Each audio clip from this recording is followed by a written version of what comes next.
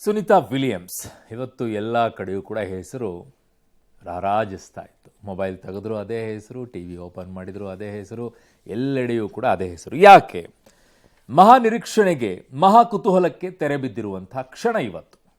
ನವಮಾಸಗಳ ಬಳಿಕ ತಾಯಿ ಗರ್ಭದಿಂದ ಮಗು ಹೇಗೆ ಧರೆಗೆ ಬರುತ್ತೋ ಹಾಗೆ 9 ತಿಂಗಳ ನಂತರ ಸ್ಪೇಸ್ ಸ್ಟೇಷನ್ನಿಂದ ಭೂಮಿಗೆ ಬಂದರು. ಅಂತಾರಾಷ್ಟ್ರೀಯ ಬಾಹ್ಯಾಕಾಶ ನಿಲ್ದಾಣದಿಂದ ಸುನಿತಾ ವಿಲಿಯಮ್ಸ್ ಸೇರಿ 4 ಗಗನಯಾನಿಗಳು ಜಗತ್ತೆಲ್ಲ ಉಸಿರು ಬಿಗಿ ಹಿಡಿದು ನೋಡ್ತಾ ಇದ್ದ ವೇಳೆ ಇವತ್ತು ನಸುಕಿನ ಜಾವ 3:27 ಸರಿಯಾಗಿ ಫ್ಲೋರಿಡಾ ತೀರದಲ್ಲಿ ಸುರಕ್ಷಿತವಾಗಿ ಲ್ಯಾಂಡ್ ಆದರು. ಸ್ಪೇಸ್ ಎಕ್ಸ್ಗೆ ಸೇರಿದ ಕ್ರೂ ಡ್ರ್ಯಾಗನ್ ಫ್ರೀಡಮ್ ಅವರನ್ನು ಸುರಕ್ಷಿತವಾಗಿ ಧರೆಗೆ ಕರೆತಂದಿದೆ. ಐಎಸ್ಎಸ್ಐನಿಂದ ಸುದೀರ್ಘ 17 ಗಂಟೆಗಳ ಪಯಣ ನಿರೀಕ್ಷೆಯಂತೆಯೇ ಯಾವುದೇ ಸಮಸ್ಯೆಗಳು ಇಲ್ಲದಂತೆ ಸಾಂಗವಾಗಿ ನಡೆಯಿತು. ಭೂ ವಾತಾವರಣಕ್ಕೆ ತುಂಬಾ ವೇಗವಾಗಿ ಗಗನನೌಕೆ ಬಂತು. ಈ ವೇಗದ ಧಾಟಿಗೆ ಬರೋಬ್ಬರಿ 1650 ಡಿಗ್ರಿ ಸೆಂಟಿಗ್ರೇಡ್ನಷ್ಟು ಬಿಸಿ ಉತ್ಪಾದನೆ ಆಯಿತು. ಸಹಜವಾಗಿಯೇ ವ್ಯೋಮನೌಕೆ ಸುತ್ತ ಪ್ಲಾಸ್ಮಾ ಆವರಿಸಿಕೊಂಡಿತ್ತು. ಇದರಿಂದ ಕೆಲ ಹೊತ್ತು ಗಗನನೌಕೆ ಜೊತೆಗೆ ಸಂಪರ್ಕ ಕಡಿದುಕೊಳ್ಳುತ್ತು ಅಂತಾರೆ. ಕೆಲವರು ಒಂದು 3-4 ನಿಮಿಷ ಅಂತಾರೆ, ಕೆಲವರು 7 ನಿಮಿಷ ಅಂತಾರೆ ಅದಕ್ಕೆ. ಆದರೆ ರೇಡಿಯೋ ಸೈಲೆನ್ಸ್ ಉಂಟಾಗಿ ಏನಾಗ್ತೋ ಏನು ಅನ್ನುವಂಥ ಒಂದಿಷ್ಟು ಆತಂಕ ಮನೆ ಮಾಡಿತ್ತು. ಆದರೆ ವ್ಯೋಮನೌಕೆಗೆ ಅಳವಡಿಸಲಾಗಿದ್ದ ಉಷ್ಣಕವಚ ಸಮರ್ಥವಾಗಿ ಕೆಲಸವನ್ನು ಮಾಡಿದ ಕಾರಣ ಅಷ್ಟು ಪ್ರಮಾಣದ ಬಿಸಿಯನ್ನು ತಡೆದುಕೊಳ್ತು. ರೀ ಎಂಟ್ರಿ ಬಳಿಕ ರೇಡಿಯೋ ಸೈಲೆನ್ಸ್ ಭೇದಿಸ್ತಾ ಕಮಾಂಡರ್ ನಿಕ್ ಹೇಗ್ ಮಾತನಾಡಿದ ನಂತರ ಕಮಾಂಡ್ ಸೆಂಟರ್ನಲ್ಲಿ ಸಂಭ್ರಮ ಮನೆ ಮಾಡಿತ್ತು. ಸಮುದ್ರಕ್ಕಿಂತ 18,000 ಅಡಿ ಎತ್ತರದಲ್ಲಿದ್ದಾಗ ವ್ಯೋಮನೌಕೆಯ 2 ಡ್ರೋಗ್ ಚೂಟ್ಗಳು ಬಿಚ್ಚಿಕೊಂಡು ಆ ಸಮಯದಲ್ಲಿ ಕ್ರೂ ಡ್ರ್ಯಾಗನ್ ವೇಗ ಗಂಟೆಗೆ 560 ಕಿಲೋಮೀಟರ್ ಇತ್ತು. ಡ್ರೋಗ್ ಚೂಟ್ಗಳು ಸಮರ್ಥವಾಗಿ ಕೆಲಸ ಮಾಡಿದ ಕಾರಣ ಕ್ರೂ ಡ್ರ್ಯಾಗನ್ ವೇಗ ಕ್ರಮೇಣ ಕಡಿಮೆ ಆಯಿತು. ಗಗನನೌಕೆಯ ವೇಗ 190 ಕಿಲೋಮೀಟರ್ಗೆ ಇಳಿದಾಗ 6,500 ಅಡಿ ಎತ್ತರದಲ್ಲಿ 2 ಪ್ರಧಾನ ಪ್ಯಾರಾಚೂಟ್ಗಳು ಬಿಚ್ಚಿಕೊಂಡವು. ಇದರಿಂದ ಕ್ರೂ ಡ್ರ್ಯಾಗನ್ ವೇಗ ಇನ್ನಷ್ಟು ಕುಸಿತು. ಚಪ್ಪಾಳೆಯ ಸದ್ದು ಜೋರಾಯಿತು ಆ ಸಂದರ್ಭದಲ್ಲಿ. ಕಾರಣ ಇದೇ ಸಂದರ್ಭದಲ್ಲೇ ಕಲ್ಪನಾ ಚಾವ್ಲಾ ಅವರ ಆ ಘರ್ಷಣೆ ಇತ್ತಲ್ಲ, ಆ ಸಂದರ್ಭದಲ್ಲಿ 1 mm ಆ ಹೋಲ್ ಕಾಣಿಸ್ಕೊಂಡಿದ್ರಿಂದ ಅವತ್ತು ಆ ಬೆಂಕಿ ಹತ್ಕೊಂಡು 7 ಆಸ್ಟ್ರೋನಾಟ್ಸ್ಗಳು ಸಾವನ್ನಪ್ಪುವಂಥ ಪರಿಸ್ಥಿತಿ ಬಂದಿತ್ತು ಆ ದೂರದಲ್ಲೇ. ಬಟ್ ಇಲ್ಲಿ ಅಂತ ಯಾವುದೇ ರೀತಿಯಾದಂಥ ಸಮಸ್ಯೆಗಳು ಕಾಣಿಸಿಕೊಳ್ಳಿಲ್ಲ. ಅದ್ಭುತವಾಗಿಯೇ ಎಲ್ಲ ರೆಡಿ ಮಾಡ್ಕೊಂಡಿದ್ರು. ಕ್ರೂ ಡ್ರ್ಯಾಗನ್ ನೆಮ್ಮದಿಯಾಗಿ ಇಳಿತು. ಕ್ರೂ ಡ್ರ್ಯಾಗನ್ ವೆಲ್ಕಮ್ ಮಾಡುವಂತೆ ಅದರ ಸುತ್ತಲೂ ಕೂಡ ಡಾಲ್ಫಿನ್ಗಳು ಕಲರವ ಮಾಡಿದ್ದು ಭಾಳ ಚೆನ್ನಾಗಿತ್ತು ರೀ. ಆ ದೃಶ್ಯವನ್ನು ನೋಡ್ತಾ ಇದ್ದಾಗ ಭಾಳ ಖುಷಿ ಅನಿಸ್ತಾ ಇತ್ತು. ಅದು ಹಿಂಗೆ ಇಳಿದ ತಕ್ಷಣ ಅದರ ಸುತ್ತಲೂ ಹಿಂಗೆ ಓಡಾಡ್ತವೆ ಡಾಲ್ಫಿನ್ಗಳು. ನೋಡಿ ಇಲ್ಲಿ ದೃಶ್ಯಗಳು ಕಾಣಿಸುತ್ತೆ ನಿಮಗೆ. ಅದ್ಭುತ ಕ್ಷಣ ಅದಂತೂ.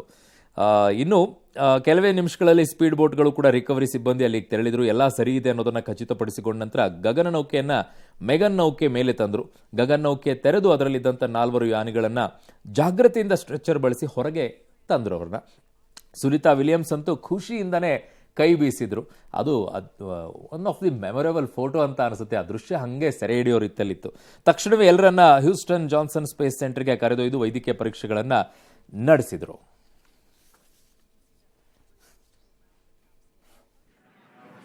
As you can see there on your screen, continuing to monitor progress of the Dragon spacecraft. And we're going to stand by for splashdown located in the Gulf of America off the coast of Tallahassee, Florida.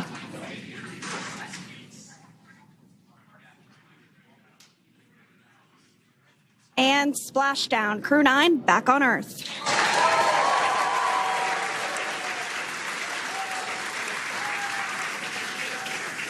Sunny Williams, Butch Wilmore, and Roscosmos cosmonaut Alexander Gorbanov.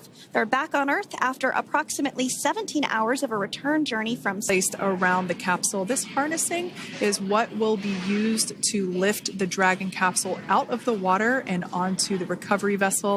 Wow, we got a cute little pod of dots where the capsule will be placed in order for it to be translated to the forward end of the vessel and for the astronauts to egress. And before that does take place, we'll have potentially view.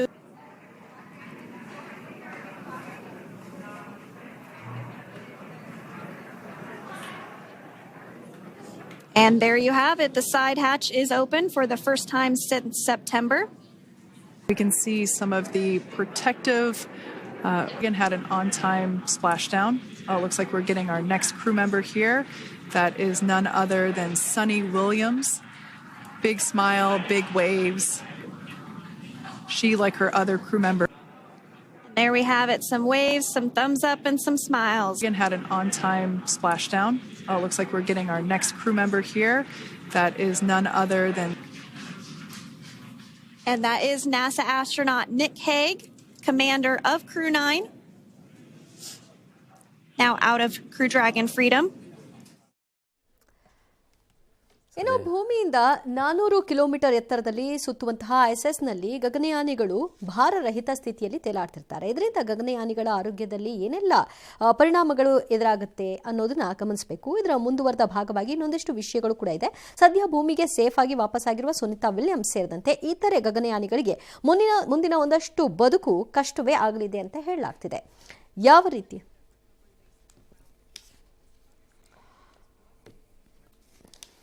So ಅದು ರೋಚಕ ಕ್ಷಣ ಏನು ಅನ್ನುವಂಥದ್ದನ್ನು ನಿಮಗೆ ಹೇಳ್ತಾ ಇದ್ದೀವಿ ನಾವು. ಆ ರೋಚಕ ಕ್ಷಣ ಜೊತೆಗೆ ಮುಂದಿನ ದಿನಗಳು ಹೇಗೆ ಅನ್ನುವಂಥದ್ರ ವಿಚಾರಗಳನ್ನು ಆಮೇಲೆ ತರೋಣ. ಮೊದಲನೇದಾಗಿ ರೋಚಕ ಕ್ಷಣ ಏನು ಅನ್ನುವಂಥದ್ರದನ್ನು ನೋಡಬೇಕು ಹೇಗೆ ಅಂತೇಳಿ. ಭೂ ವಾತಾವರಣಕ್ಕೆ ವೇಗವಾಗಿ ಗಗನನೌಕೆ ಬಂದಿರೋದು, ವೇಗದ ಧಾಟಿಗೆ 1650 ಡಿಗ್ರಿ ಸೆಂಟಿಗ್ರೇಡ್ನಷ್ಟು ಬಿಸಿ ಇದ್ದಿದ್ದು, ಆ ಸಂದರ್ಭ ಏನಿದೆ ಅದೇ ಬಹಳ ಇಂಪಾರ್ಟೆಂಟ್ ಆಗಿರುವಂಥದ್ದು. ಆ ಸಂಘರ್ಷ ಇದೆಯಲ್ಲ ಭೂಮಿಯ ವಾತಾವರಣಕ್ಕೂ ಅದಕ್ಕೂ, ಆ ಸಂಘರ್ಷನೇ ಪಾಸ್ ಆಗಬೇಕಾಗಿದೆ. ಹಾಗಾಗಿನೇ ನಿಮಗೆ ಆ ದೃಶ್ಯಗಳಲ್ಲಿ ಚಪ್ಪಾಳೆ ಹೊಡೆದಿದ್ದು ಕೇಳಿಸ್ತಲ್ಲ ನಿಮಗೆ, ಆ ಸಂದರ್ಭ.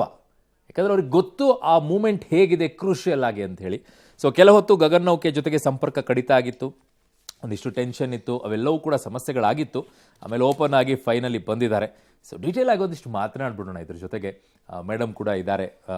ಮೇಡಮ್, ಈ ಸಂದರ್ಭ ಒಂದು ರೀತಿಯಾಗಿ ಆ ದೃಶ್ಯಗಳನ್ನು ನೋಡ್ತಾ ಇದ್ದಾಗ ಯಾವುದೋ ಗ್ರಾಫಿಕ್ಸಲ್ಲಿ ರೆಡಿ ಮಾಡಿಬಿಟ್ಟು ಯಾವುದೋ ಮೂವಿಗೋಸ್ಕರ ರೆಡಿ ಮಾಡಿ ಆ ಸೀನ್ ಕ್ರಿಯೇಟ್ ಮಾಡಿದಾರೇನೋ ಅನ್ನೋ ರೀತಿಯಲ್ಲಿ ಫೀಲ್ ಆಗ್ತಾ ಇತ್ತು. ಬಟ್ ಇಟ್ಸ್ ನ್ಯಾಚುರಲ್ ಆಗಿರುವಂಥದ್ದು, ರಿಯಲ್ ಆಗಿ ನಡೆದಿರುವಂಥ ಘಟನೆ. ಏನು ಅನಿಸುತ್ತೆ ನಿಮ್ಮ ಇವತ್ತಿನ ಕ್ಷಣವನ್ನು ನೋಡ್ತಾ ಇದ್ರೆ ಭೌತ ವಿಜ್ಞಾನ ಪ್ರಾಧ್ಯಾಪಕರಾಗಿ? ಹೇಗೆ ಈ ಕ್ಷಣವನ್ನು ನೀವು ನೆನಪಲ್ಲಿ ಇಟ್ಕೊಳ್ತೀರಾ? ನಾನು ಈ ಕ್ಷಣವನ್ನು ವಿಜ್ಞಾನ ತಂತ್ರಜ್ಞಾನದ ಸಾಕಾರ ಅಂತ ನಾನು ಕರಿತೀನಿ, ನೋಡ್ತೀನಿ. ಯಾಕಂದರೆ ಬೇರೆ ಬೇರೆ ಡೈಮೆನ್ಷನಲ್ಲಿ ನೋಡ್ಬೋದು. ಈಗ ನನ್ನ ಹತ್ರ ಒಂದು ಬೆಂಕಿ ಉರಿತಾ ಇದ್ದರೆ ಕೆಲವರು ಅದು ಬೆಂಕಿ ಅಂತ ಅನ್ಬೋದು, ಇನ್ನು ಅದು ಕೆಲವರು ಅದರಲ್ಲಿ ರೇಡಿಯೇಷನ್ ಬರ್ತಿದೆ ಅನ್ಬೋದು, ಇನ್ನೊಬ್ರು ಕೆಂಪು ಕಲರು ಅನ್ಬೋದು, ಕಾಲಾಯ ತಸ್ಮೈ ನಮಃ ಅಂತ ಒಬ್ಬೊಬ್ರಿಗೂ ಒಂದೊಂದು ಥರ ಕಾಣಿಸುತ್ತೆ. ಈ ಒಂದು ಸನ್ನಿವೇಶ, ಈ ಕ್ಯಾಪ್ಸುಲ್ ಏನು ಬಂದು ಬೀಳ್ತಲ್ಲ, ಇದರಲ್ಲಿ ವಿಜ್ಞಾನ ತಂತ್ರಜ್ಞಾನದ ಲೆಕ್ಕಾಚಾರಗಳು, ಅದು ಫಿಸಿಕ್ಸ್ ಇರ್ಬೋದು, ಕೆಮಿಸ್ಟ್ರಿ ಇರ್ಬೋದು, ಮ್ಯಾಥಮೆಟಿಕ್ಸ್ ಇರ್ಬೋದು, ಕೆಮಿಸ್ಟ್ರಿ ಇರ್ಬೋದು, ಕಂಪ್ಯೂಟರ್ ಸೈನ್ಸ್ ಇರ್ಬೋದು, ಎಲ್ಲವೂ ಮೇಳೈಸಿ ಪರ್ಫೆಕ್ಷನ್ ಅಂತ ಏನು ಹೇಳ್ತೀವಿ, ಪರ್ಫೆಕ್ಟ್ ಎಕ್ಸಿಕ್ಯೂಷನ್ ಅಂದರೆ ಉತ್ತುಂಗತೆ ಏನಿದೆಯಲ್ಲ, ವಿಜ್ಞಾನ ತಂತ್ರಜ್ಞಾನದ ಉತ್ತುಂಗತೆಗೆ ಈ ಘಟನೆಗಳು ಸಾಕ್ಷಿಯಾಗ್ತವೆ. ಸೊ ಪರ್ಫೆಕ್ಷನ್ ಅಂತ ಹೇಳೋದಕ್ಕೆ ಒಂದು ಕೂದಲೆಳೆ ಅಂತರದಲ್ಲಿ ಒಂದೇ ಒಂದು ಮಿಸ್ಟೇಕ್ ಆದ್ರೂ ಮುಗಿದೋಯ್ತು ಕತೆ. ಸೊ ಆ ಒಂದು ಸನ್ನಿವೇಶದಲ್ಲಿ ನಾವೆಲ್ಲರೂ ಸಹ ಭಾರತ ದೇಶ, ಅಮೆರಿಕ ದೇಶ, ರಷ್ಯಾ ದೇಶ ಅಂತ ನೋಡೋದನ್ನು ಬಿಟ್ಬಿಟ್ಟು ಮನುಕುಲದ ಸಕ್ಸಸ್ಸು ಅಂತ ನೋಡ್ತೀನಿ ನಾನು. ಓಕೆ, ಈಗ ಸಾಮಾನ್ಯವಾಗಿ ಬಹಳಷ್ಟು ವೀಕ್ಷಕ ನಮ್ಮ ಟಿವಿಗೆ ನೋಡ್ತಾ ಇದ್ದಾರೆ, ಎಲ್ಲರೂ ನೋಡ್ತಾ ಇರ್ತಾರೆ. ಏನ್ ಮಾಡಿದ್ರು, ನಾವು ಏನಕ್ಕೆ ನೋಡಬೇಕು ಅನ್ನುವಂತ ಪ್ರಶ್ನೆ ಸಹಜವಾಗಿ ಏನಾಗುತ್ತೆ ಇದರಿಂದ ಅಂತ ಹೇಳಿ ಅದಕ್ಕೆ ಉತ್ತರ ಕೊಡೋದ. ಓಕೆ, ಇದು ಏನಾಗುತ್ತೆ ಅಂತ ಹೇಳಿದ್ರೆ ನಾವು ಒಂಚೂರು, ನಾನು ಬೆಳಗ್ಗೆನೆ ಹೇಳ್ದಂಗೆ, ಈಗ ಹಿಂದೆ ಭಾಳ ಹಿಂದೆ ಆಯಾಯ ಖಂಡಗಳಲ್ಲಿ ಎಲ್ಲೆಲ್ಲಿ ಮನುಷ್ಯರು ಹುಟ್ಟಿದ್ರು ಅಲ್ಲೆಲ್ಲ ಜೀವನ ಮಾಡ್ಕೊತಾ ಇದ್ರು. ಕ್ರಿಸ್ತಪೂರ್ವ ಅಥವಾ ಅದಕ್ಕೂ ಹಿಂದಿನ ಕಾಲದಲ್ಲಿ ಕಾಡು ಮೇಡುಗಳಲ್ಲಿ ಮನುಷ್ಯ ಅಲಿತಿದ್ದ. ಆಮೇಲೆ ಅಗ್ರಿಕಲ್ಚರ್ ಮಾಡ್ಕೊಂಡ, ಒಂದು ಕಡೆ ಸ್ಟೆಬಿಲೈಸ್ ಆದ, ಅಷ್ಟಕ್ಕೆ ತೃಪ್ತಿ ಆಗಲಿಲ್ಲ, ಸಮುದ್ರ ದಾಟ್ಕೊಂಡು ಬಂದ, ನದಿ ದಾಟ್ಕೊಂಡು ಬಂದ. ಕೊಲಂಬಸ್ ಯಾಕೆ ಬರಬೇಕಾಗಿತ್ತು ಆಯ್ತಾ? ಅದು ಎವಲ್ಯೂಷನ್. ನಾನು ಯಾರು, ನನಗೇನು ಬೇಕು, ಅನ್ವೇಷಣೆ ಎನ್ನುವುದು ಮಾನವನ ಅಂತರ್ಗತ ಗುಣ ಆಯ್ತಾ. ಅನ್ವೇಷಣೆ ಅನ್ನುವುದರಲ್ಲಿ ಎರಡು ವಿಧ. ಏನು ಅನ್ವೇಷಣೆ? ಇದು ಫಿಸಿಕಲ್ ಅನ್ವೇಷಣೆ. ಎರಡನೇದು ವಿಜ್ಞಾನದ ಅನ್ವೇಷಣೆ. ವಿಜ್ಞಾನದ ಅನ್ವೇಷಣೆ ಅಂದರೆ ಐನ್ಸ್ಟೀನು, ನ್ಯೂಟನ್ನು ಇವರೆಲ್ಲ ಈ ಜಗತ್ತು ಯಾಕಿದೆ, ಹಿಂಗೆ ಯಾಕಿದೆ, ನಾವು ಈ ಜಗತ್ತಿನಲ್ಲಿ ನಮ್ಮ ಪಾತ್ರ ಏನು ಅನ್ನುವುದನ್ನು ಫಿಲಸಾಫಿಕಲ್ ಲೆವೆಲಲ್ಲಿ ಯೋಚನೆ ಮಾಡೋದು, ಅದು ಇನ್ನೊಂದು ಡೈಮೆನ್ಷನ್ನು. ಸೊ ಇವೆರಡೂ ಮನುಷ್ಯನ ಅಂತರ್ಗತ ಗುಣ. ನೀವು ನಿಲ್ಸಕ್ಕಾಗಲ್ಲ. ನೀವು ನಿಲ್ಲಿಸ್ಬಿಡು ಇವತ್ತು ಸಂಶೋಧನೆ ಅಂತಂದ್ರೆ ನಿಲ್ಸಕ್ಕಾಗಲ್ಲ. ಸಂಶೋಧನೆ ಮಾಡ್ತಾ ಮಾಡ್ತಾ ಕುತೂಹಲವನ್ನು ತಣಿಸ್ಕೋಬೇಕಾಗತ್ತೆ. ಹಿಂದೆ ಶ್ರೀರಾಮಚಂದ್ರನ ಕತೆ ನೋಡಿದಾಗ ಅವ್ರ ಅಮ್ಮ ರಾಮ ನಂಗೆ ಚಂದ್ರ ಬೇಕು ಅಂತ ಕೇಳಿದ್ದನ್ನ ಕಥೆಯಲ್ಲಿ ಓದ್ತೀವಿ. ಆಮೇಲೆ ಬರ್ತಾ ಬರ್ತಾ ಚಂದ್ರ ನಮಗೆ ಸಾಕಾರವಾಗುವಂತಹ ಒಂದು ಆಬ್ಜೆಕ್ಟ್ ಆಯಿತು. ಯಾಕೆಂತಂದರೆ 1950ರ ದಶಕದಲ್ಲಿ ನಾವು ಸ್ಯಾಟಲೈಟ್ಸ್ನ ಕಳಿಸಬಹುದು ಅನ್ನುವ ಆಲೋಚನೆಗಳು ಬರ್ತವೆ ಕಮ್ಯುನಿಕೇಷನಲ್ಲಿ ನಮಗೆ. ಸೊ ಆಮೇಲೆ ಒಂದೊಂದೇ ದೇಶ ಸ್ಯಾಟಲೈಟ್ಗಳು ಬಿಡೋಕ್ಕೆ ಶುರು ಆಗುತ್ತೆ. ಸ್ಯಾಟಲೈಟ್ ಬಿಡೋಕ್ಕೆ ಶುರು ಆದಮೇಲೆ 1970-80ರ ದಶಕದಲ್ಲಿ ಹೊಸ ಸಾಧ್ಯತೆ ಬರುತ್ತೆ ನಮಗೆ. ಏನು ಹೊಸ ಸಾಧ್ಯತೆ? ಆಕಾಶವನ್ನು ಸ್ಯಾಟಲೈಟ್ ಮುಖಾಂತರ ನೋಡೋದು. ಸೊ ಇದುವರೆಗೂ ನಾವು ಆಕಾಶನ ಹೇಗೆ ನೋಡ್ತಾ ಇದ್ವಿ? ಬರೀ ಭೂಮಿ ಮೇಲಿರೋ ಟೆಲಿಸ್ಕೋಪಲ್ಲಿ ನೋಡ್ತಾ ಇದ್ವಿ. ಭೂಮಿ ಮೇಲಿರೋ ಟೆಲಿಸ್ಕೋಪಲ್ಲಿ ನೋಡೋ ತನಕ ನಮಗೆ ಆಕಾಶ ಪರ್ಫೆಕ್ಟಾಗಿ ಕಾಣೋಕ್ಕೆ ಚಾನ್ಸ್ ಇಲ್ಲ. ಯಾಕೆ? ನಮಗೆ ತಿಕ್ಕ ಬ್ಲ್ಯಾಂಕೆಟ್ ಇದೆ, ವಾತಾವರಣದ ತಿಕ್ಕ ಬ್ಲ್ಯಾಂಕೆಟು. ಸೊ ಹಾಗಾಗಿ ವಾತಾವರಣದಿಂದ ಈಚೆಗಡೆ ಆರ್ಬೈಟಿಂಗ್ ಸ್ಯಾಟಲೈಟ್ಸ್ನ ಬಿಟ್ಟಾಗ ನಮಗೆ ಜಗತ್ತು ಇನ್ನೂ ಹೆಚ್ಚು ವಿಸ್ತೃತವಾಗಿ ಕಾಣೋಕ್ಕೆ ಶುರು ಆಯಿತು. ಹಬಲ್ ಟೆಲಿಸ್ಕೋಪ್ ಬಿಟ್ವಿ. ಹಬಲ್ ಟೆಲಿಸ್ಕೋಪ್ ಬಿಟ್ಟುವಾಗ ಭಾಳ ಚೆನ್ನಾಗಿ ಕಾಣಿಸ್ತು, ನಮಗೇನು ಕಾಣಿಸ್ದೇ ಇರೋ ಪ್ರಪಂಚ ಕಾಣಿಸ್ತು. ಅಷ್ಟೇ ಅಲ್ಲ, ಈ ಜಗತ್ತಿನ ಹೊಸ ಹೊಸ ಸತ್ಯಗಳು ಗೊತ್ತಾಯಿತು. ಡಾರ್ಕ್ ಮ್ಯಾಟ್ರ್ ಇದೆ, ಡಾರ್ಕ್ ಎನರ್ಜಿ ಇದೆ, ಅನೇಕ ಹೊಸ ಹೊಸ ವಿಸ್ತೃತವಾದ ಸತ್ಯಗಳು ಅಂತ ಇನ್ನೂ ಕಾಮನ್ ಮ್ಯಾನ್ಗೆ ಅವು ಬಂದಿಲ್ಲ. ಇರಲಿ, ಅದಾದಮೇಲೆ ಆದಿತ್ಯ ಬಿಟ್ವಿ ಮೊನ್ನೆ ನಾವು. ನಮ್ಮ ದೇಶದಲ್ಲಿ ಆದಿತ್ಯ ಬಿಟ್ವಿ. ನಮ್ಮ ದೇಶದಲ್ಲಿ ಆದಿತ್ಯ ಬಿಡೋಕ್ಕೆ ಮುಂಚೆನೇ ಅಮೆರಿಕಾದಲ್ಲಿ ಅದೇ ಥರದ್ದು ಕೆಪ್ಲರ್ ಅಂತೆಲ್ಲ ಬಿಟ್ಟರು. ಏನಕ್ಕೆ ಬಿಟ್ಟರು? ಬ್ರಹ್ಮಾಂಡದಲ್ಲಿ ಬೇರೆ ಕಡೆ ಎಲ್ಲಾದರೂ ಜೀವಿ ಇದೆಯಾ ಅಂತ ನೋಡಕ್ಕೆ ಬಿಟ್ಟರು. ಸೊ ಹಾಗೆ ಬಿಟ್ಟಂಥದ್ದು ಅಲ್ಲಿ ಆಕಾಶದಲ್ಲಿ ಇವೆಲ್ಲ ಸ್ಯಾಟಲೈಟ್ಸ್ ಏನು ಮಾಡ್ತಿದ್ದಾವೆ, ಈ ಸ್ಯಾಟಲೈಟು ಮೊನ್ನೆ ಹೋಗಿದ್ದು ಇಂಟರ್ನ್ಯಾಷನಲ್ ಸ್ಪೇಸ್ ಸ್ಟೇಷನ್ ಇವೆಲ್ಲ ಭೂಮಿ ರೌಂಡ್ ಹೊಡಿತಾ ಇದ್ದಾವೆ 455 ಕಿಲೋಮೀಟರ್ 500 ಕಿಲೋಮೀಟರ್ ದೂರದಲ್ಲಿ. ಅದು ಸೂರ್ಯನನ್ನು ಸುತ್ತುವಂಥ ಸ್ಯಾಟಲೈಟ್ಸ್ನು ನಾವೀಗ ಬಿಟ್ಟಿದ್ದೀವಿ. ಆಯಿತಾ, ನಾವು ಅದೇನಂತೀವಿ ಅಲ್ಲಿ ಎಂಥ ಪಾಯಿಂಟ್ಸಪ್ಪ ಅದು ಕೆಲವು ನೋಟ್ ಪಾಯಿಂಟಲ್ಲಿ ಬಿಟ್ಟಿದ್ದೀವಿ ಅದನ್ನು ಸ್ಯಾಟಲೈಟ್ಸ್ನ. ಕೆಪ್ಲರು ಇದೆ, ನಮ್ಮದು ಆದಿತ್ಯನೂ ಇದೆ, ಬೇರೆ ಬೇರೆನೂ ಇದ್ದಾವೆ. ಸೊ ಅವು ಸೂರ್ಯನನ್ನು ಅಧ್ಯಯನ ಮಾಡ್ತಿದ್ದಾವೆ. ಬಿಯಾಂಡ್ ಗ್ಯಾಲಕ್ಸಿ ನಮ್ಮ ನಿಹಾರಿಕೆ ಬಿಟ್ಟು ಬೇರೆ ನಿಹಾರಿಕೆನೂ ಅಭ್ಯಾಸ ಮಾಡ್ತಿದೆ. ಸೊ ಎಲ್ಲಿಗೆ ಬಂತು ಇಲ್ಲಿಗೆ? ನಾವು ಬರೀ ಕಣ್ಣಲ್ಲಿ ಆಕಾಶ ನೋಡ್ತಿದ್ವಿ, ಟೆಲಿಸ್ಕೋಪ್ ಮಾಡಿದ್ವಿ, ಸಾಲದು, ಸ್ಯಾಟಲೈಟ್ ಮಾಡಿದ್ವಿ, ಅದು ಸಾಲದು. ಆಮೇಲೆ ದೂರಕ್ಕೆ ಬಿಟ್ವಿ ಸ್ಯಾಟಲೈಟ್ನ, ಜಿಯೋ ಸ್ಟೇಷನರಿ ಸ್ಯಾಟಲೈಟ್ ಬಿಟ್ವಿ, ನಮ್ಗೆ ಅದು ಸಾಲಿಲ್ಲ. ಕೊನೆಗೆ ಆದಿತ್ಯನ ಮಾಡಿದ್ದೀವಿ ಈಗ ತುಂಬ ದೂರಕ್ಕೆ. ಹೀಗೆ ಇನ್ಸ್ಟ್ರುಮೆಂಟೇಷನ್ ಚೇಂಜ್ ಆದಂಗೆ ಒಂದು ವಿಜ್ಞಾನ ತಂತ್ರಜ್ಞಾನ ಬೆಳವಣಿಗೆ ಆಗಿದ್ದು, ಇನ್ನೊಂದು ಉಪಕರಣಗಳಲ್ಲಿ ಬೆಳವಣಿಗೆ ಆಗಿದ್ದು. ಆಯಿತಾ, ಇವೆರಡೂ ಸಂಯೋಗಗೊಂಡಾಗ ನಮ್ಮ ಅರಿವಿನ ವಿಸ್ತಾರ ಜಾಸ್ತಿ ಆಗ್ತಾ ಬಂತು. ಈ ಜಗತ್ತು ಹೇಗಿದೆ ಅಂತ ಅದನ್ನು ಅರ್ಥ ಮಾಡಿಕೊಳ್ಳುವಿಕೆ ಏನಿದೆ. ಐನ್ಸ್ಟೀನು ಸಿದ್ಧಾಂತ ಕೊಟ್ಟಿದ್ದು ನಿಜ, ಅದು ತಪ್ಪೋ ಸರಿನೋ ಅಂತ ನಾವಿನ್ನೂ ಡಿಫ್ರೆಂಟ್ ಮೆಥಡ್ಸಲ್ಲಿ ವೆರಿಫೈ ಮಾಡ್ತಾ ಇದ್ದೀವಿ. ಸೊ ಅಂಥ ಒಂದು ಸನ್ನಿವೇಶಗಳಲ್ಲಿ ನಾವು ಈಗೇನು ಈ ಪ್ರಯೋಗ ಏನು ಮಾಡಿದ್ದೀವಲ್ಲ, ಈ ಪ್ರಯೋಗಗಳು ನಮ್ಮ ಮುಂದಿನ ಹೆಜ್ಜೆ ಅಂತಂದರೆ ಯಾವುದು? ಇಂಟರ್ನ್ಯಾಷನಲ್ ಸ್ಪೇಸ್ ಸ್ಟೇಷನಲ್ಲಿ ಸ್ವಲ್ಪ ರೆಸ್ಟ್ ತೊಗೊಂಡು ಆಮೇಲೆ ಚಂದ್ರಂಗೆ ಹೋಗೋದು ಅಂತ. ಚಂದ್ರ ಆದಮೇಲೆ ನಮ್ಮದು ಮಂಗಳ ಗ್ರಹ. ಸೊ ಇಲ್ಲಿಗೆಲ್ಲ ಹೋಗಬೇಕಾದ್ರೆ ಇವು ಮೊದಲ ಹೆಜ್ಜೆಗಳು. ಹೋಗೋದು, ವಾಪಸ್ ಬರೋದು ಸುಲಭದ ಕೆಲಸ ಅಲ್ಲ. ಅಂದ್ರೆ ಒಂದು ಬಸ್ ಸ್ಟ್ಯಾಂಡ್, ವಿಮಾನ ನಿಲ್ದಾಣ, ರೈಲ್ವೆ ಸ್ಟೇಷನ್. ಅಬ್ಸಲ್ಯೂಟ್ಲಿ, ಗೊತ್ತಾಯ್ತಾ? ಇದು ಒಂದು ಅಧ್ಯಯನಕ್ಕೆ ಒಂದು ತಂಗುದಾಣ ಇಂಟರ್ನ್ಯಾಷನಲ್ ಸ್ಪೇಸ್ ಸ್ಟೇಷನ್ನು. ನಾವು ಒಂಚೂರು ಹುಷಾರಾಗಿದ್ದು ಒಂದು ಸಣ್ಣ ಪುಟ್ಟ ಟೆಲಿಸ್ಕೋಪ್ ನಮ್ಮ ಹತ್ರ ಇದ್ರೆ ಸಾಯಂಕಾಲದ ಹೊತ್ತು ನೋಡ್ಬೋದು. ಈಗ ನಾವು ರೀಸೆಂಟ್ ಆಗಿ ಭಾರತದಿಂದಲೂ ಕೂಡ ಈ ಪ್ಲಾಟ್ಫಾರ್ಮ್ ಅನ್ನ ರೆಡಿ ಮಾಡ್ಕೊಳ್ತಾ ಇದ್ವಿ. ಅದರ ಪ್ರಯೋಗನೇ ಮೊನ್ನೆ ನಡೆದಿದ್ದು. ಹೌದು, docking and international space station ಕಟ್ಟಬೇಕಾದ್ರೆ ಅದು ಹೆಚ್ಚು ಕಮ್ಮಿ ಒಂದು 6 ಬೆಡ್ರೂಮ್ ಮನೆ ಇದ್ದಷ್ಟು ದೊಡ್ಡದದು, ಸಣ್ಣದಲ್ಲ ಅದು. 6 ಬೆಡ್ರೂಮ್ ಮನೆ ಅಷ್ಟು ಅಂದ್ರೆ ಒಂದೇ ದಿವಸಕ್ಕಾಗೋ ಕೆಲಸ ಅಲ್ಲ ಅದು.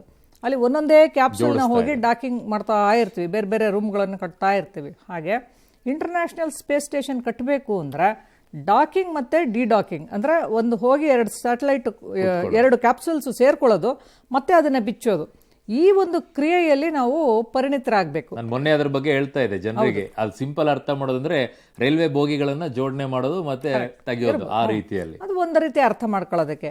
ಅಲ್ಲಿ ಲಾಕ್ ಆಗಬೇಕು, ಮತ್ತೆ ಬೇಕು ಅಂದಾಗ ಬಿಚ್ಕೋಬೇಕು. ಅಲ್ಲಿ ಮನುಷ್ಯ ಇರಲ್ಲ, ಯಾರು ಇರಲ್ಲ. Everything operation has to happen from ground. So ಆ ಒಂದು ಪ್ರೋಸೆಸ್ ಅಲ್ಲಿ ನಮ್ಮ ದೇಶ ಕೂಡ ಈಗ ಮುಂದುವರಿತಾ ಇದೆ. ಎಲ್ಲರೂ ಒಂದು ಪ್ರಶ್ನೆ ಕೇಳ್ತಾರೆ, ಏನು ಅಂದ್ರೆ ಹೊಟ್ಟೆಗಿಟ್ಟಿಲ್ಲ, ಜುಟ್ಟಿಗೆ ಯಾಕೆ ಮಲ್ಗೆ ಅಂತ. ಇದು ಹೊಟ್ಟೆಗಿಟ್ಟು ಜುಟ್ಟಿಗೆ ಮಲ್ಗೆ ಆಗೋ ಪ್ರಶ್ನೆನೇ ಅಲ್ಲ.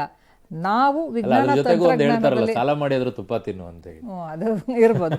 ನಾವು ಸಾಲ ಮಾಡಿ ತುಪ್ಪ ತಿಂತಿಲ್ಲ. We should appreciate our self. ಯಾತಕ್ಕೆ ಅಂದರೆ ನಮ್ಮ ಇಂಡಿಯನ್ ಸ್ಪೇಸ್ ರಿಸರ್ಚ್ ಆರ್ಗನೈಸೇಷನ್ ಏನಿದೆಯಲ್ಲ, ನಮ್ಮ ಸ್ಯಾಟಲೈಟ್ಸು ಶೂ ಸ್ಟ್ರಿಂಗ್ ಬಜೆಟ್ ಅಂತ ಅತ್ಯಂತ ಕಡಿಮೆ ದುಡ್ಡಿನಲ್ಲಿ ನಾವು ಸ್ಯಾಟಲೈಟ್ಸ್ನ ಮಾಡ್ತೇವೆ. ಬೇರೆ ಯಾವ ದೇಶನೂ ಇದನ್ನು ಮಾಡೋಕ್ಕಾಗಲ್ಲ. ಒಟ್ಟಾರೆಯಾಗಿ ಈಗ ಸುನೀತಾ ವಿಲಿಯಂ ಹೋಗಿದ್ದು ಬಂದಿದ್ದು ಒಂದು ಘಟನೆಯಾಗಿ ನಮಗೆ ಕಾಣಿಸ್ತಾ ಇದೆ ಅಷ್ಟೇ. ಆದರೆ ವಿಜ್ಞಾನ ತಂತ್ರಜ್ಞಾನದ ಬೆಳವಣಿಗೆಯಲ್ಲಿ ಇದು ಒಂದು ಹೊಸ ಹೆಜ್ಜೆಗಳು. 10 ಪ್ರಯೋಗಗಳು ಆಗಿದೆ ಅಂತ. ಬಟ್ ಇದನ್ನ ಕರ್ಕೊಂಡು ಬರ್ಬೇಕಾದ್ರೆ ನಮ್ಗೆ ಇದ್ದಿದ್ದು ಏನ್ ಸವಾಲಿತ್ತು? ಯಾಕೆ ಅಷ್ಟೊಂದು ನಾವು ಬಹಳ ಉತ್ಸುಕರಾಗಿ ನಿಂತ್ಕೊಂಡಿದ್ವಿ? ಹಿಂದೆ ಆದಂತ ಕಹಿ ಘಟನೆಗಳೇ ನಮಗೆ ಎಚ್ಚರಿಕೆಯನ್ನು ತೆಗೆದುಕೊಳ್ಳೋಕೆ ತುಂಬಾ ಅಲರ್ಟ್ ಆಗಕ್ಕೆ ದಾರಿ ಮಾಡಿಕೊಟ್ಟಿದ್ದ. ಹೌದು, ಈಗ ಹೋಗಿದ್ದು 8 ದಿವಸಕ್ಕೆ ಅಂತ ಹೋದ್ರು. ಆಮೇಲೆ ಆ ಒಂದು ಸ್ಪೇಸ್ ಕ್ಯಾಪ್ಸೂಲ್ ಅಲ್ಲಿ ಟೆಕ್ನಿಕಲ್ ಸ್ನ್ಯಾಗ್ ಕಂಡು ಬಂತು. ಅದು ಹೆದರಿದ್ರು. ಆಮೇಲೆ ಮಧ್ಯದಲ್ಲಿ ಅದು ಬಂದಾಗ ಇಲ್ಲ ಕರ್ಕೊಂಡ್ಬರ್ಬೋದಾಗಿತ್ತು ಅಂತ ಅನ್ನಿಸ್ತು. ಆದರೆ ಅಲ್ಲಿ ಸ್ಪೇಸಲ್ಲಿ ನಾನು ಅದನ್ನೇ ಹೇಳಿದ್ನಲ್ಲ, ಒಂದು ಕೂದಲೆಳೆ ಒಂದು ಮೈಕ್ರಾನ್ ಅಷ್ಟು ನಾವು ಚಾನ್ಸ್ ತಗೊಳ್ಳೋ ಹಂಗಿಲ್ಲ. ಸೊ ಹಾಗಾಗಿ ಆ ಕರ್ಕೊಂಬರೋದಕ್ಕೆ ಅದು ಅಲ್ಲಿದ್ದಂಥ ಟೆಕ್ನಿಕಲ್ ಸ್ನ್ಯಾಗು ಅವ್ರಿಗೆ ಹೆದರಿಕೆ ಆಯಿತು, ವಾಪಸ್ ತರಲಿಲ್ಲ. ಮತ್ತೆ ಇನ್ನೊಂದು ಕಳಿಸ್ಬೇಕಾದ್ರೆ ಎಲ್ಲ ಕಂಡೀಷನ್ಸು ಸ್ಯಾಟಿಸ್ಫೈ ಆಗಬೇಕು. ಎಲ್ಲ ಕಂಡೀಷನ್ ಕಳಿಸುವಾಗ ಏನೆಲ್ಲ ಪ್ರಿಪರೇಷನ್ ಆಗಿತ್ತು, ಈಗ ಎರಡನೇ ಅವ್ರನ್ನ ಮತ್ತೆ ಕರ್ಕೊಂಡು ಬರೋದಕ್ಕೆ ಹೋಯ್ತಲ್ಲ, ಈಗ ಮತ್ತೆ ಅದು ಅಷ್ಟೇ ಪ್ರಿಪರೇಷನ್ ಬೇಕಿತ್ತು, ಅದಕ್ಕೋಸ್ಕರ ಇಷ್ಟು ಡಿಲೇ ಆಗಿದ್ದ. ಹೌದು, ಹೊಸದು ಕಳಿಸ್ಬೇಕಾಯ್ತಲ್ಲ, ಈಗ ಕಳಿಸಿ ಮತ್ತೆ ಅವ್ರನ್ನ ಕರ್ಕೊಂಡು ಬಂದಿದ್ದು. ಸೊ ಇಲ್ಲಿಂದ ಒಂದು ಸಾರಿ ರಾಕೆಟ್ ಕಳಿಸ್ಬೇಕು ಅಂತಂದ್ರೆ ಅದಕ್ಕಾಗಬೇಕಾದಂಥ ಪೂರ್ವಸಿದ್ಧತೆಗಳು, ಅಪಾರವಾದಂಥ ಪೂರ್ವಸಿದ್ಧತೆಗಳು ಆಗಬೇಕಾಗತ್ತೆ. ಅಪಾರವಾದ ಪೂರ್ವಸಿದ್ಧತೆಗಳಾಗಿ ಮತ್ತೆ ಮತ್ತೆ ಪರೀಕ್ಷೆ ಮಾಡಿ ಎಲ್ಲೋ ಒಂಚೂರು ಸ್ನ್ಯಾಗ್ ಬಂದರೂ ಕೂಡ ಅದನ್ನ ಆಪರೇಷನ್ನ ನಿಲ್ಲಿಸ್ತಾರೆ. ಬಟ್ ನಾರ್ಮಲ್ ಆಗಿ ಈಗ 450 ಕಿಲೋಮೀಟರ್ಸ್ ದೂರದಲ್ಲಿ ಇದೆ ಸ್ಪೇಸ್ ಸ್ಟೇಷನ್. ಸೊ ಈಗ ನಾವು ನಾರ್ಮಲ್ ಈಗ ಚಿತ್ರದುರ್ಗಕ್ಕೆ ಹೋಗ್ಬೇಕಂದ್ರೆ 4.5 ಅವರ್ ಬೇಕು. 17 ಅವರು ಏನ್ ಮಾಡಿದ್ರು ಅನ್ನುವಂತ ಸಹಜವಾಗಿ ಪ್ರಶ್ನೆ. ಅದು ಬರೋ ಫೋರ್ಸ್ ಅಷ್ಟು ಸ್ಪೀಡ್ ಹೋಗಿದೆ, ಅಷ್ಟು ವೇಗದಲ್ಲಿ ಬರ್ತಾ ಇದೆ ಅಂದ್ರೆ ಎಷ್ಟು ಟೈಮ್ ಯಾಕಬೇಕು ಅಂತ ಇದು ಬಹಳ ಸೂಕ್ತವಾದ ಪ್ರಶ್ನೆ. 17 ಗಂಟೆಯಲ್ಲಿ ನಮಗೆ ಭೂಮಿಗೆ ಬರೋದಕ್ಕೆ ಬೇಕಾಗಿದ್ದು 1 ಗಂಟೆ. That's only 1 hour. 17 ಗಂಟೆಯಲ್ಲಿ ಮೊದಲ 5 ಗಂಟೆ ಆ ಮಾಡ್ಯೂಲ್ನ ಪ್ರಿಪೇರ್ ಮಾಡೋಕ್ಕೆ ಹೋಗುತ್ತೆ. ವಾಪಸ್ಸು ಅದು ಡಿಡಾಕ್ ಆಗೋದಕ್ಕೆ ಮುಂಚೆ ಭೂಮಿಗೆ ಜರ್ಕೋಬೇಕು ಅಂತಂದಾಗ ಅಲ್ಲೆಲ್ಲ ಪ್ಯಾರಾಮೀಟರ್ಸು ಸರಿಗಿದೆಯಾ, ಪ್ರತಿಯೊಂದು ಸರಿಗಿದೆಯಾ ಅಂತ. 5 ಗಂಟೆ ಆದಮೇಲೆ ಇನ್ನೊಂದು 2-3 ಗಂಟೆ ಅದಕ್ಕೆಲ್ಲ ತುಂಬಿಸ್ಬೇಕಲ್ಲ. ಸೊ ಅದಕ್ಕೆ ಸಾಕಷ್ಟು ಸಮಯ ಹೋಗುತ್ತೆ. ಅದಾದಮೇಲೆ ಫೈನಲ್ ಚೆಕ್ ಅಂದರೆ ಈ ಮಾಡ್ಯೂಲ್ ಒಳಗಡೆ ಏನೇನು ಇಟ್ಕೋಬೇಕೋ ಪ್ರತಿಯೊಂದು ಇಟ್ಕೊಂಡಿದ್ದಾರಾ ಅಂತ ರಿಪೀಟಾಗಿ ಚೆಕ್ ಆಗುತ್ತೆ. ಗ್ರೌಂಡ್ ಸ್ಟೇಷನಿಂದ ಅಲ್ಲಿಗೆ ಸಂಕೇತಗಳು ಹೋಗ್ತಿರ್ತವೆ, ಇವ್ರಿಗೆ ರಿಪೋರ್ಟ್ ಕೊಡ್ತಾ ಇರಬೇಕು. ಅವೆಲ್ಲ ಆಗಿ ಬಾಗಿಲಾಕೊಳ್ಳೋ ಅಷ್ಟೊತ್ತಿಗೆ ಎಷ್ಟೊಂದಾಗುತ್ತೆ, ಅಲ್ಲೇ ಒಂದು 13-14 ಗಂಟೆ ಆಗೋಗುತ್ತೆ. ಆಮೇಲೆ ವಾತಾವರಣಕ್ಕೆ ಬರೋ ಅಷ್ಟೊತ್ತಿಗೆ 120 ಕಿಲೋಮೀಟ್ರಲ್ಲಿ ಅದು ವಾತಾವರಣ ಎಂಟರ್ ಆಗೋದು ಅಂತ. ಸೊ ಅದರಲ್ಲಿ 2 ಸ್ಟೇಜ್. ಈ ಪ್ರಿಪ್ರೇಷನ್ ಎಲ್ಲ ಒಂದು 7-8 ಗಂಟೆ ಬಿಟ್ಬಿಡೋಣ. ಡಿಡಾಕ್ ಆಗೋದು ಅಂದರೆ ಅದಕ್ಕೇನು ಅಂಟ್ಕೊಂಡಿರುತ್ತಲ್ಲ ಇಂಟರ್ನ್ಯಾಷನಲ್ ಸ್ಪೇಸ್ ಸ್ಟೇಷನ್ಗೆ, ಅದರಿಂದ ಅದನ್ನು ಬಿಡಿಸ್ಕೊಂಡು ಅದಾದಮೇಲೆ ಇಂಟರ್ನ್ಯಾಷನಲ್ ಸ್ಪೇಸ್ ಸ್ಟೇಷನು ಭೂಮಿ ಸುತ್ತಾ ಇತ್ತು ಅಲ್ವಾ.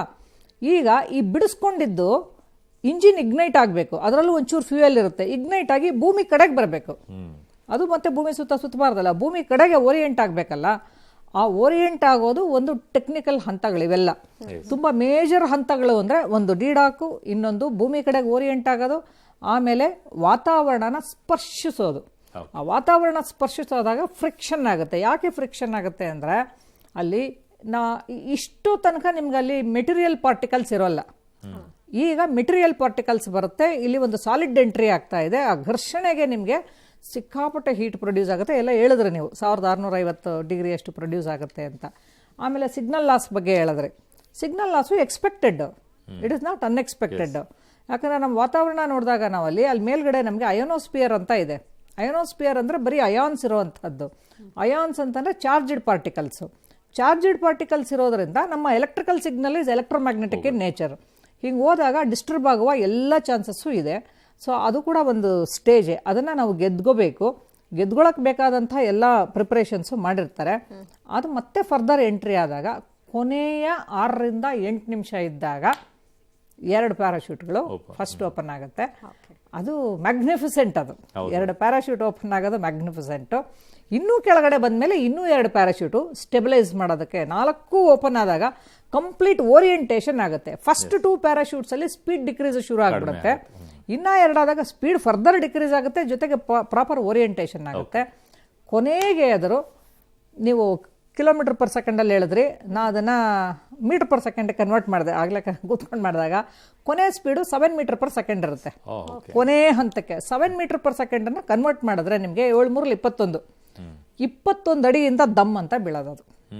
ಸೊ 21 ಅಡಿಯಿಂದ ಬಿದ್ದಾಗ ಸೊ ನೀರ್ ಮೇಲೆ ಅದು ಸ್ಪ್ಲಾಶ್ ಅಂದ್ರೆ ಏನು, ಹಿಂಗೆ ನೀರು ಚಿಮ್ಮೋದಕ್ಕೆ ಅದಕ್ಕೆ ಸ್ಪ್ಲಾಶ್ ಅಂತೀವಿ. ಸೊ ನಾರ್ಮಲ್ ಆಗಿ ಸ್ಪ್ಲಾಶ್ ಮೆಥಡ್ನ ಬಳಸ್ತಾರೆ. ಯಾತಕ್ಕೆ ಅಂದ್ರೆ ನಿಮ್ಗೆಲ್ಲ ಅಮೆರಿಕನ್ನವ್ರು ಮಾತ್ರ ನೀರಿನ ಬಳಕೆ ಮಾಡ್ತಾರೆ, ರಷ್ಯನ್ಸ್ ಎಲ್ಲ ಲ್ಯಾಂಡ್ ಮೇಲೆನೆ ಅವ್ರದ್ದು ಆಗೋದು ಇರ್ಬೋದು. ಆದಾಗ್ಯೂ ನೀರು ಇಸ್ ಮೋರ್ ಸೇಫರ್.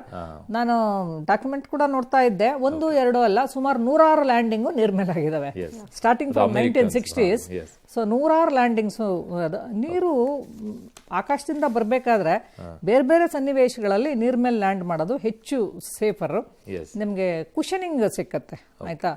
ತುಂಬಾ ಜೋರಾಗಿ ಏನೋ ಎಲ್ಲ ಚೆನ್ನಾಗಾಯ್ತು ಚಂದ, ಇಲ್ಲದೆ ಇದ್ದಾಗ ಎಷ್ಟೊಂದು ಸರಿ ಏನಾಗಿದೆ, ಆ ಬಿದ್ದಿದ್ದ ರಭಸಕ್ಕೆ ಬಾಗ್ಲು ಓಪನ್ ಆಗಿರುತ್ತೆ.